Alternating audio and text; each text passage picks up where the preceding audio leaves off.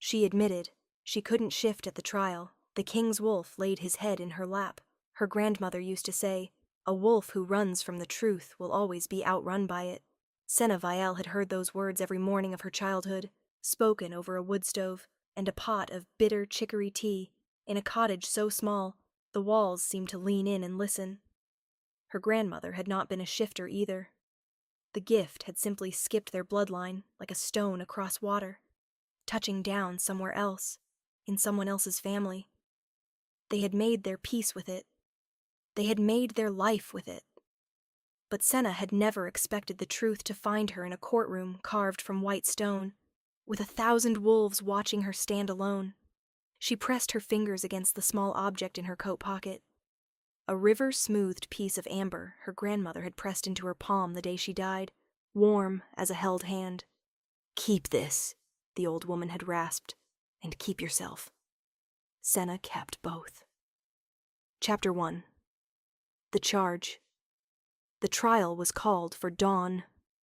Thornwall Pack's great hall had been opened to the sky through its vaulted clerestory windows, and the cold gray light fell on the assembled wolves like judgment itself. 400 members of the highest wolf courts in the Northern Territories had gathered on tiered stone benches, their breath misting in the chill. At the far end of the room, elevated on a dais of pale granite, sat the empty throne of King Aldrich Morn. It was not yet empty. It was simply waiting. Senna stood in the accused circle, a ring of iron set into the floor. Old tradition, mostly ceremonial now, but the iron felt very cold through the thin soles of her boots. She was 23 years old, small and brown-skinned and serious, with dark eyes that had learned to take everything in quietly. She wore her best coat, which was not particularly good, heavy wool the color of pine needles, its hem mended twice over. In the pocket, the amber pressed warm against her knuckle. The charge, as read by the court caller, was this: that Senna Vielle, employed for 3 months as an archivist's assistant in the Royal Archive at Thornwall, had stolen documents of sovereign significance, specifically a treaty scroll bearing the seals of the Eastern Pacts, without which a border agreement could not be ratified, and 300 wolves in contested territory would lose their protected status. She had not stolen them. She knew who had. That was the more pressing problem. The galleries stirred as a door opened somewhere above the hall, and the sound of it rippled down through the crowd like a stone dropped in still water. Everyone rose. Senna rose with them, hands folded at her waist, and watched King Aldrich Morn descend the steps to his throne. She had never seen him before. She had expected someone older, or crueler looking, or both. He was neither. He was perhaps 30, dark-haired, broad in the way of men who worked rather than merely commanded, and he wore no crown, only a circlet of hammered iron that looked more like a warrior's band than an ornament. His wolf sense preceded him into the room. She could feel it, a pressure against her skin, a weight that made the air feel charged. Every wolf in the hall seemed to settle a fraction when he sat, the way trees go still before a storm. His gaze, when it found her, was very direct and entirely unreadable. Chapter 2. The Testimony. The first witnesses were called from the archive staff. Delvon Orris, the chief archivist, took the testimony floor with the confident unhurry of a man who had already decided how this would end. He was 60, gray-whiskered, and possessed of a particular kind of cruelty that wore the clothing of bureaucratic regret. He had hired Senna because she was the best candidate. Her letters of knowledge were extraordinary, her memory near perfect. Her cataloging work in the 3 months she'd served had reorganized 2 full wings of the archive. He had hired her despite her lack of shift, because the work she could do was worth more to him than any wolf pride. When the treaty scroll went missing, he had found it convenient to remember that. "She had access," he said, standing before the gallery with his hands laced behind his back. "She was often last to leave. She has no pack, no bond, no community accountability. These are facts." "These are the facts you chose," Senna said quietly from the iron circle. The caller's staff struck the floor twice, a warning for speaking out of turn. She accepted it. 3 more witnesses followed. None of them had seen her take anything. Their testimony was made entirely of implication. She was unusual, they said. She was difficult to read. She was private. She didn't join them for meals. Reading between their words, Senna understood that what they meant was, she was not one of us, and we never tried to make her so. When it was her turn to speak, she walked to the center of the floor and faced the king's seat. She had planned a defense. She had spent 4 days in the archive's holding room, a small stone room with a reading lamp and a cot and no window, composing it in her head, reading the law texts they had brought her, identifying the procedural gaps in the charge. She was going to be careful and precise, and give nothing away about what she actually knew. Then King Aldrich Morn leaned forward slightly in his throne and said, not loudly but clearly enough that the hall's acoustics carried it, "Tell me something true about yourself first, before the defense. One true thing." It was so unexpected that Senna's prepared words dissolved. She met his eyes. They were the dark amber green of deep forest, and something in them was genuinely asking. Chapter 3. The Admission. The silence stretched across the hall like a held breath. Senna reached into her coat pocket and wrapped her fingers around the piece of amber. Warm stone, her grandmother's warmth, 60 years of kept truth. "I cannot shift," she said. The gallery erupted, not in one voice, but in a wave. Shock, contempt, confusion, and underneath all of it, that particular low sound of wolves who had just scented something they thought they understood. She heard the words, wolfless and lesser, move through the crowd, like wind through grass. The king raised one hand. Silence dropped like a curtain. "Go on," he said. "I have never shifted. I never will. My bloodline lost the gift 2 generations back. My grandmother's mother was the last. I applied to this position knowing it was rare for a non-shifter to be considered, but the posting listed no requirement of shift. I was hired on the merit of my work. I did that work." She paused. "I did not take the treaty scroll." "Then where is it?" This from Delvan Oris, sharp and cutting from his bench. "I believe it is in the secondary map cabinet in the East Wing's 3rd storage room," Senna said steadily. "Specifically in the false drawer built into the cabinet's lower panel, a modification made sometime in the last decade that is not in any official schematic, but that I found while recataloguing the wing 6 weeks ago. I did not report it at the time because I hadn't determined who built it, and I was concerned about what I might find inside." The hall went very, very quiet.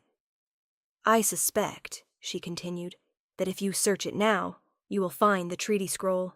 Several other documents I noticed were missing from their indexed positions, and possibly the name of whoever had reason to delay the eastern border ratification." Aldrich Morn was watching her with an expression that had shifted from unreadable to something much more careful and intent. "Why didn't you tell someone immediately when the scroll went missing?" he asked. Senna looked at him steadily.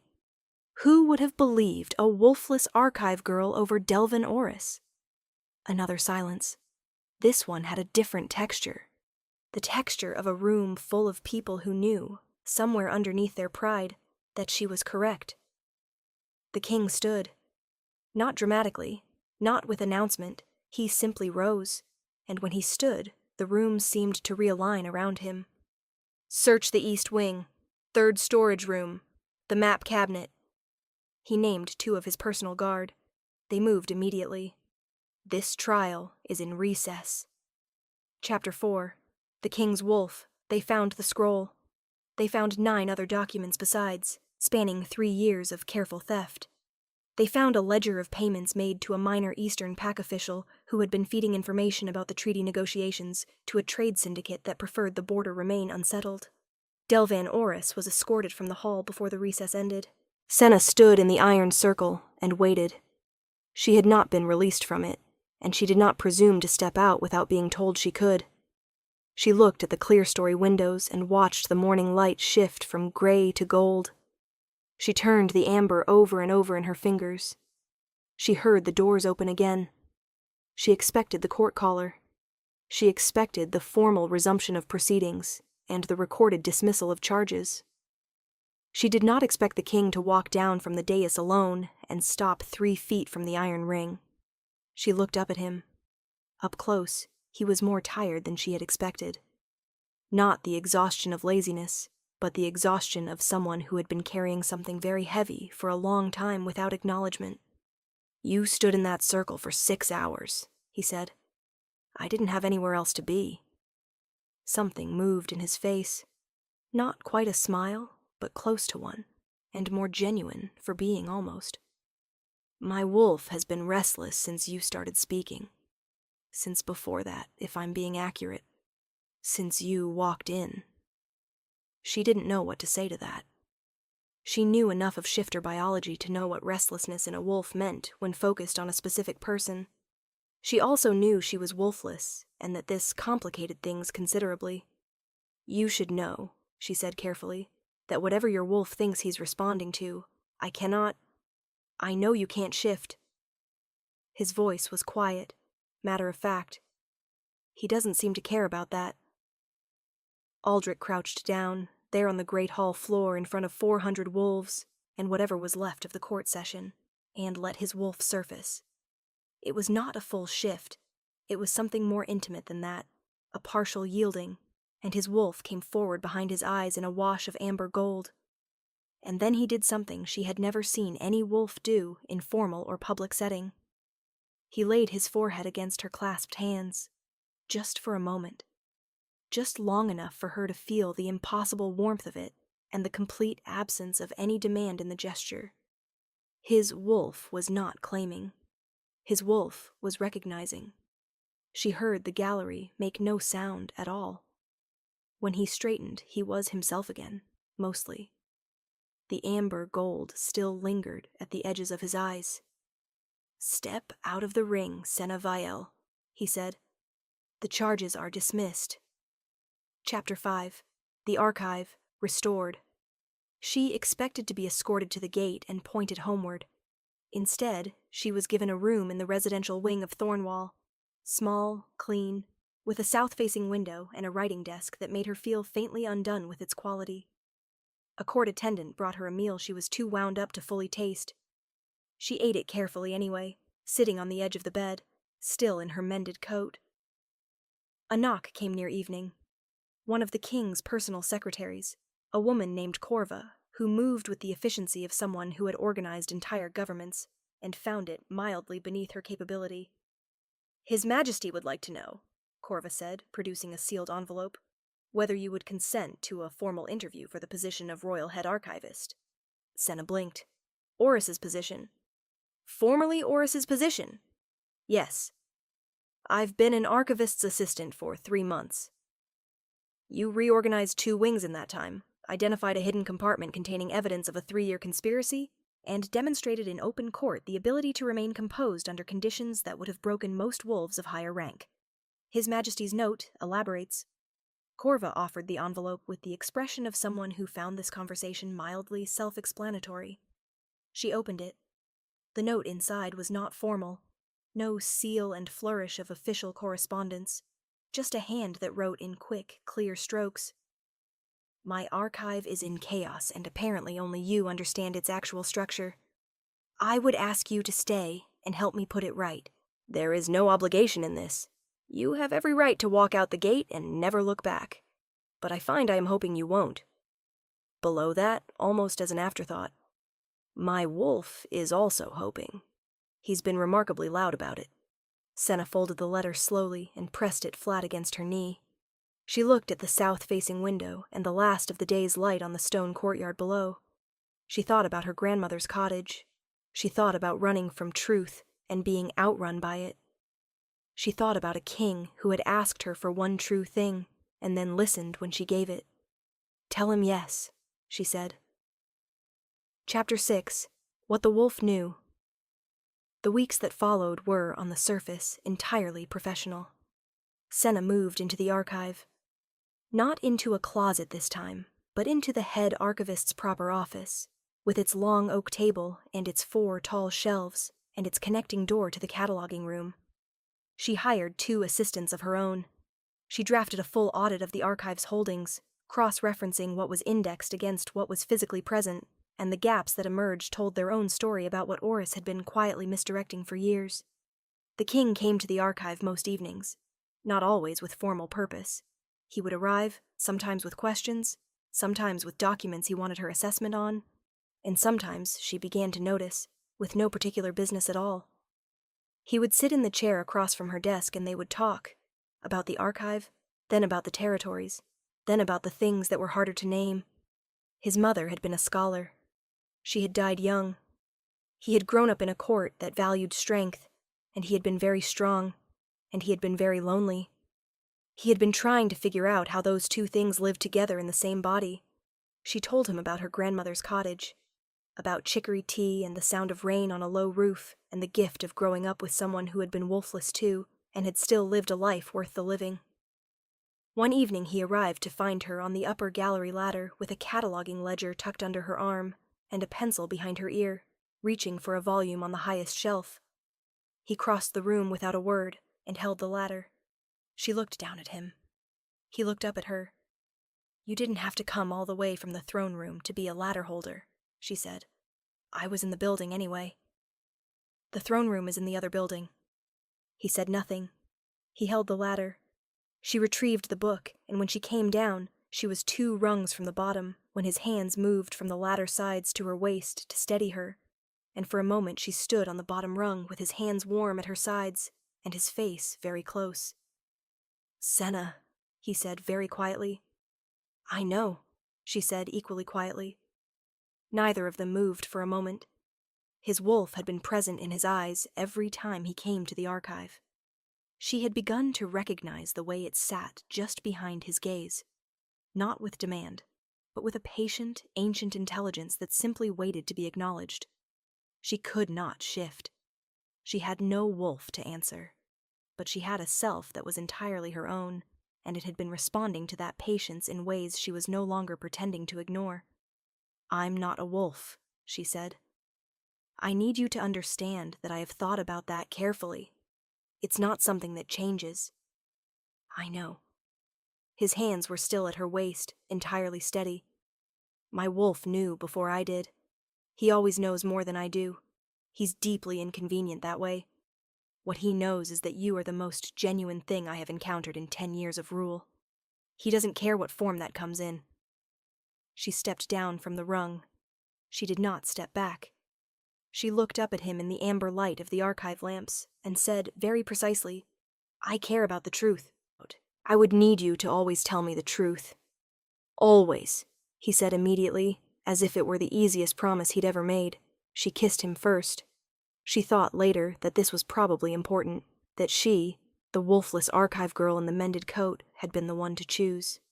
His wolf made a sound in his chest she felt more than heard, something low and wondering, and she decided she rather liked being wondered at. Chapter 7. The Thing That Runs. 3 months after the trial, the Eastern Border ratification was signed. The ceremony was held in Thornwall's Great Hall, and Senna attended as head archivist. It was her documentation, ultimately, that had made the ceremony possible. Her careful reconstruction of the archive's actual holdings that had located 2 corroborating copies of the treaty's preliminary agreements, which had allowed the ratification to proceed, even while the original scroll was logged as evidence. She stood at her official station to the left of the dais, with her ledger and her careful ink, and she recorded the proceedings in a hand her grandmother would have recognized. The Eastern delegates noticed her. One of them, an older wolf woman with white-streaked braids and sharp eyes, broke from the formal reception line to speak with her directly. "You're the archivist who found the hidden documents," the woman said. "I'm the archivist who reorganized the cabinet that happened to contain them." The woman studied her with the assessing look of someone who had lived long enough to value precision. "You're not a wolf." "No." "How did you end up here?"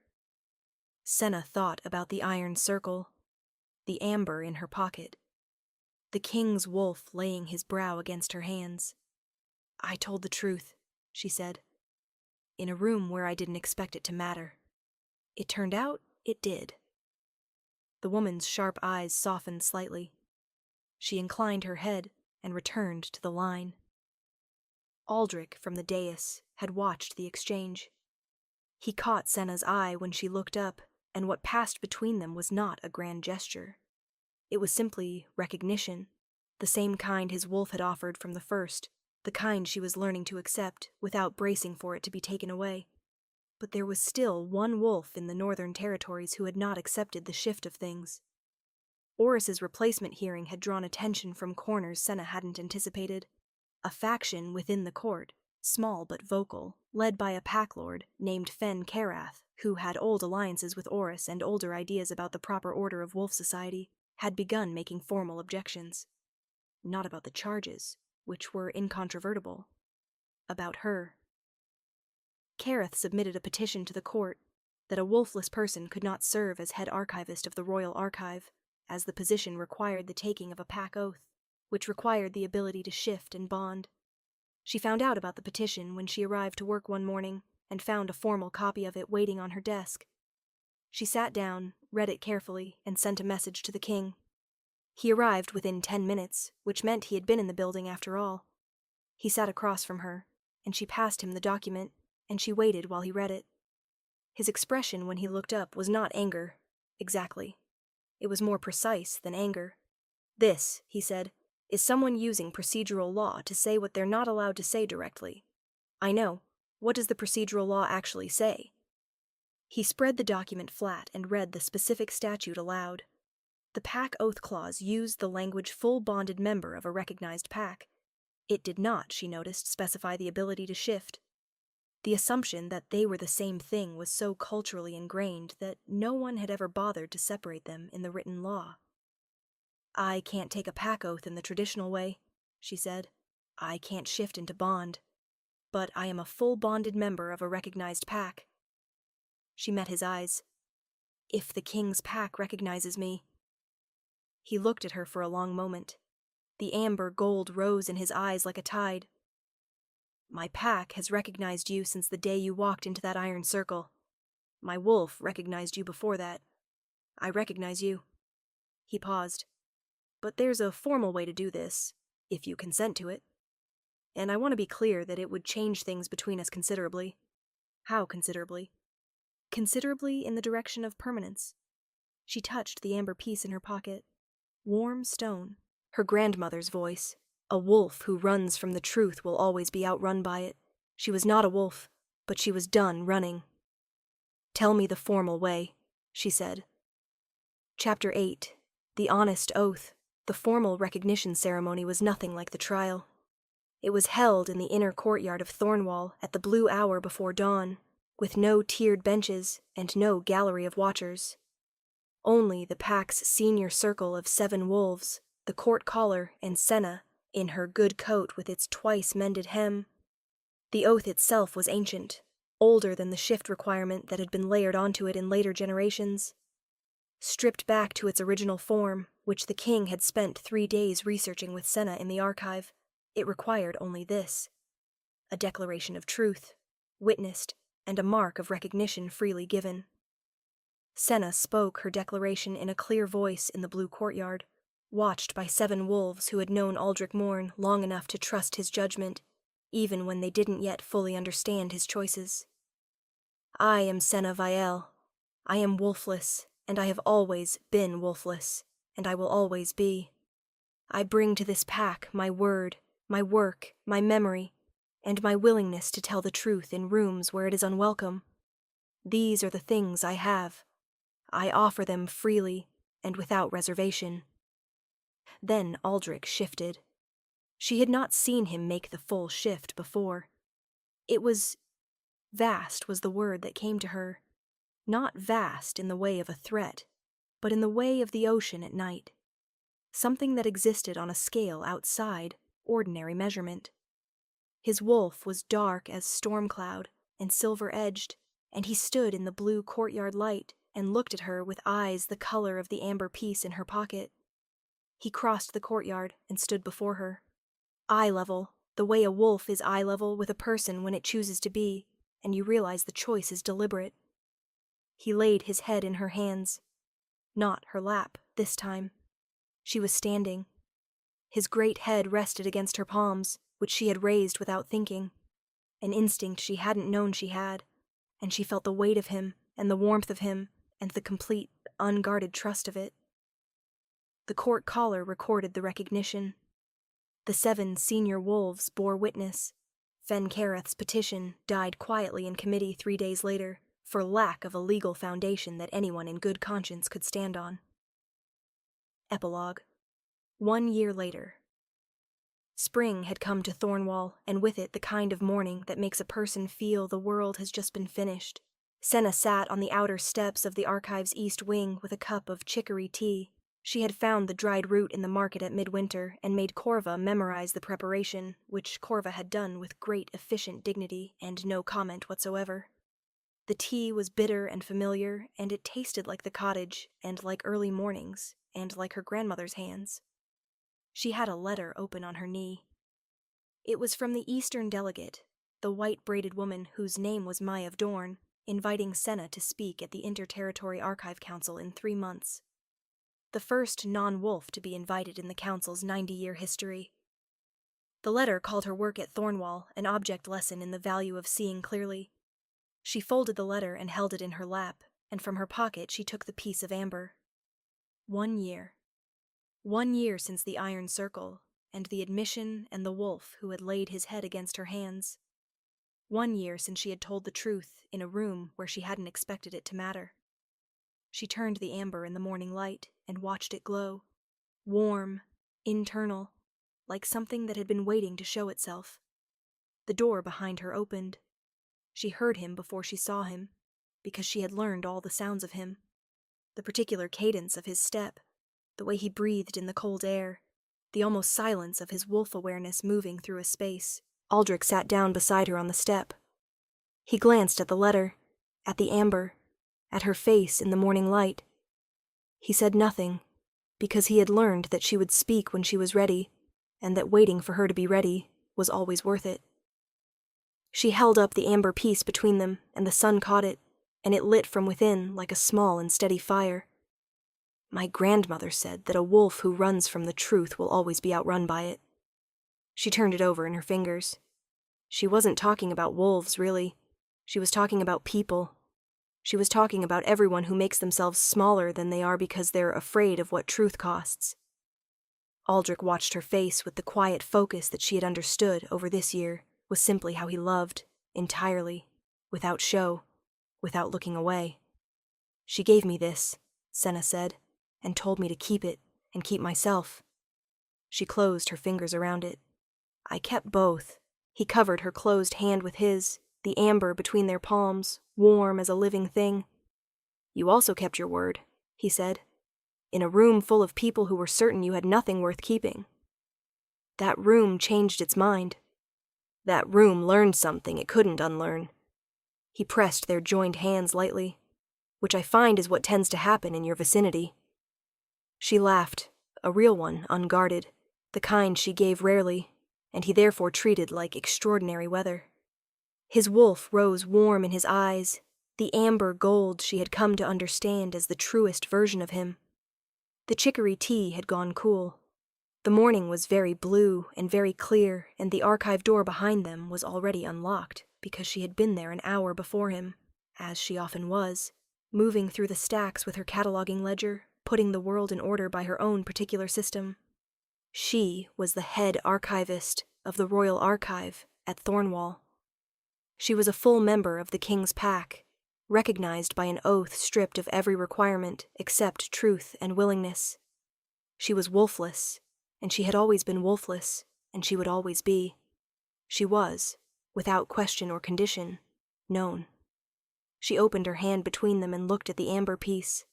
Her grandmother's warmth, 60 years of kept truth, the small object that had been in her pocket in the Iron Circle, and in the archive, and in the courtyard at dawn, and on every ordinary morning that had accumulated, one by one, into a life that was hers. A wolf who runs from the truth will always be outrun by it.